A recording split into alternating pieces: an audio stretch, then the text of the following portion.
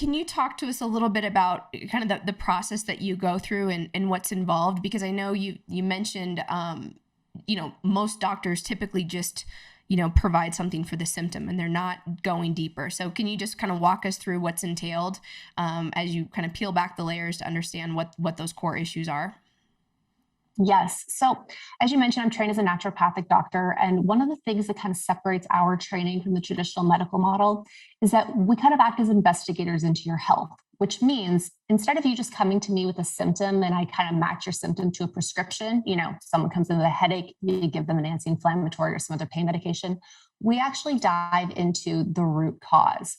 So something like erectile dysfunction, we know that for a healthy erection, we've actually got three main ingredients. And those ingredients are adequate hormone conduction, adequate nerve conduction, and adequate blood flow. And like I said, in the absence of something like a very apparent trauma to the area, those are the things that we're mainly looking at. So when we start to assess a patient, one of the first things that I like to do is I like to get comprehensive blood work done. So in addition to looking at general health factors like liver function, kidney function, electrolyte levels, blood sugar levels, we also take a look at a cholesterol panel. We take a look at hormones, including testosterone, estrogen, dihydrotestosterone, sex hormone binding globulin.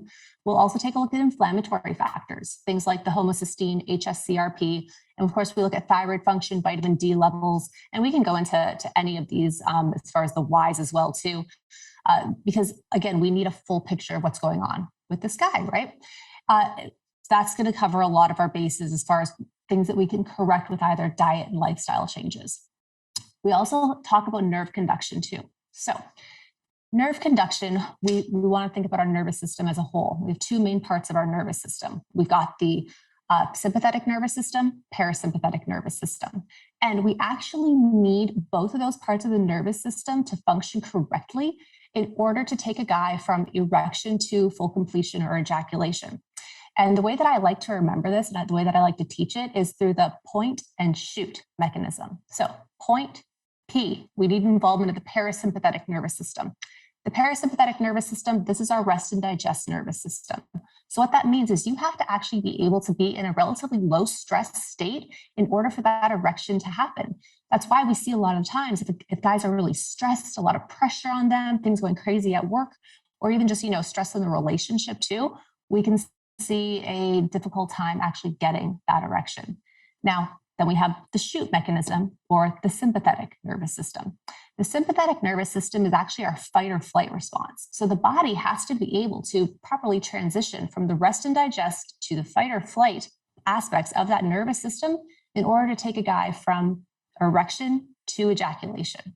And then, of course, you have that settling down afterwards of that nervous system where guys usually just want to take a nap or relax. So that's what we have going on with that nervous system evaluation. We want to look at stress. We want to look at partner relationships. We already touched on the hormones. Now, blood flow is the big one. This is something that can be affected by so many different things, including things like cholesterol levels, inflammatory factors, and absolutely blood sugar. I see erectile dysfunction in almost everybody who has some degree of diabetes and or heart disease. And this is because of the damage that actually occurs to the blood vessels themselves. As we know, when we get an erection, it has to do with how the blood flow enters into the penis and also how well it stays there. So all of those blood vessels that are in the penis have what are called backflow valves. So those backflow valves, when they're healthy and when they're strong, blood goes in, they lock shut, the blood can't escape until, of course, you've reached completion. When we lose integrity in those blood vessels because of things like damage by blood sugar, for example, you get some weakness. You get a weakening overall of those valves. You will lose the blood in the backflow, and you actually won't be able to maintain that erection. So that's kind of the long-winded explanation of all the things that I like to dive into.